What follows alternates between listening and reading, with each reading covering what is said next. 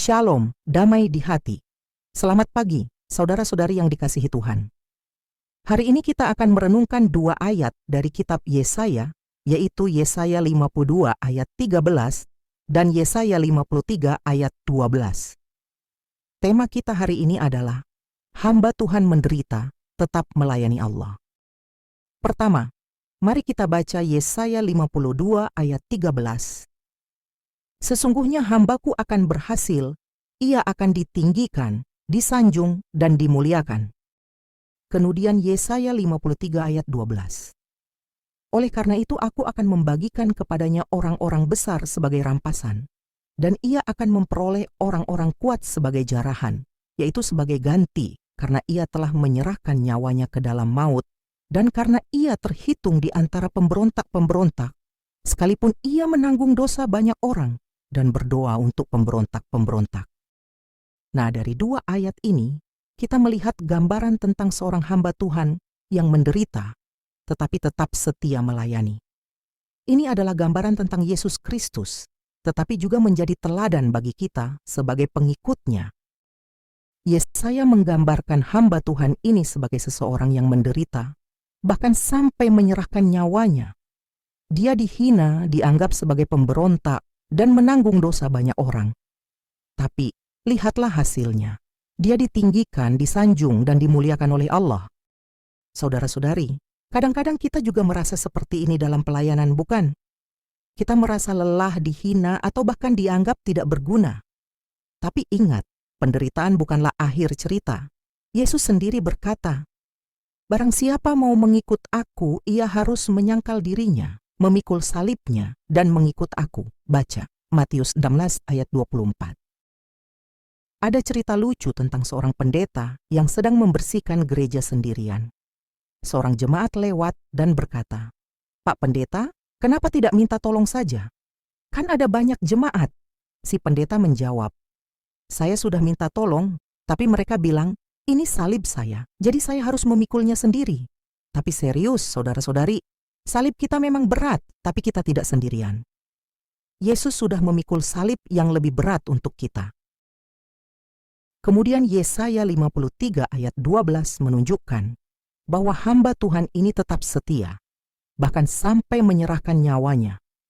Dia tidak berhenti melayani hanya karena situasi sulit. Ini mengingatkan kita bahwa pelayanan bukan tentang kenyamanan, tapi tentang kesetiaan. Bayangkan, jika Yesus memutuskan untuk berhenti di tengah jalan karena merasa tidak dihargai, apa jadinya kita? Tapi dia tetap setia, bahkan sampai di kayu salib. Sahabatku, kadang-kadang kita juga merasa ingin berhenti melayani, bukan? Mungkin karena kita merasa lelah, atau karena ada orang yang tidak menghargai usaha kita.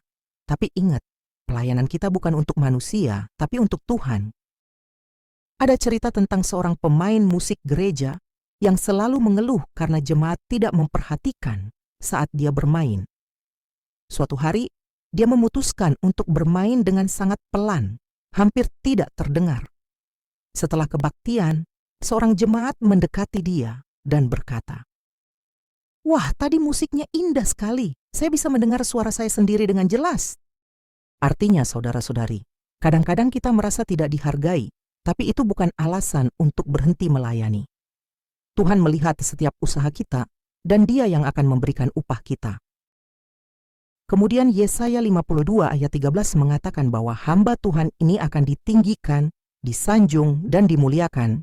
Artinya, ini adalah janji bagi kita juga. Jika kita setia dalam penderitaan dan tetap melayani, Tuhan akan memuliakan kita. Tapi ingat, kemuliaan ini bukan untuk kita, tapi untuk kemuliaan Tuhan. Seperti Yesus yang dimuliakan oleh Bapa, kita juga akan dimuliakan jika kita tetap setia. Ada cerita tentang seorang petani yang menanam pohon mangga. Setiap hari dia merawat pohon itu dengan sabar, meskipun pohon itu belum berbuah. Suatu hari, pohon itu akhirnya berbuah lebat dan tetangganya berkata, "Wah, kamu beruntung sekali." Si petani menjawab, "Iya, semakin lama saya menunggu, semakin manis buahnya." Artinya saudara-saudari, pelayanan kita seperti pohon mangga itu. Mungkin saat ini kita belum melihat hasilnya, tapi jika kita sabar dan setia, Tuhan akan memberikan buah yang manis pada waktunya. Agar kita lebih mudah paham, mari kita dengarkan ilustrasi khotbah ini. Di sebuah gereja kecil di pedesaan, hiduplah seorang diaken bernama Pak Anton. Sudah bertahun-tahun ia melayani dengan setia, membersihkan gereja, mengatur kursi, menyiapkan sound system, dan membantu pendeta dalam berbagai kegiatan. Namun, seiring waktu Pak Anton mulai merasa lelah. Ia merasa pelayanannya tidak dihargai. Setiap kali ia selesai membersihkan gereja, tidak ada yang mengucapkan terima kasih. Ketika sound system bermasalah, jemaat justru mengeluh. Kenapa tidak diperbaiki lebih cepat? Bahkan saat ia membantu mengumpulkan persembahan, ada yang berbisik, cuman diaken, kerjanya cuman begini-begini saja. Suatu hari Pak Anton pulang dengan wajah muram. Ia berkata kepada istrinya, "Bu Rina, saya lelah, Rin. Sudah bertahun-tahun saya melayani, tapi sepertinya tidak ada yang peduli. Mungkin lebih baik saya berhenti saja." Bu Rina yang bijaksana tersenyum dan berkata, "Anton, kamu ingat pohon mangga di belakang rumah kita? Dulu saat kita menanamnya, pohon itu kecil sekali. Butuh bertahun-tahun untuk tumbuh besar dan akhirnya berbuah. Sekarang, setiap musim panen, kita bisa menikmati mangga yang manis. Pelayananmu seperti pohon mangga itu. Mungkin sekarang belum terlihat hasilnya, tapi suatu hari nanti Tuhan akan menunjukkan buahnya." Pak Anton tertegun. Ia teringat bagaimana pohon mangga itu dulu sering diabaikan, tapi sekarang menjadi berkat bagi banyak orang. Bu Rina melanjutkan, "Kamu melayani bukan untuk dihargai manusia, tapi untuk Tuhan. Ingat, Yesus juga tidak dihargai, tapi dia tetap setia sampai akhir." Dengan semangat baru, Pak Anton memutuskan untuk tetap melayani. Ia tidak lagi mencari pujian dari manusia, tapi fokus pada apa yang Tuhan ingin ia lakukan.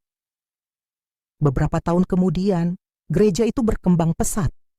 Banyak jemaat baru yang datang, dan mereka semua merasakan keramahan dan pelayanan Pak Anton.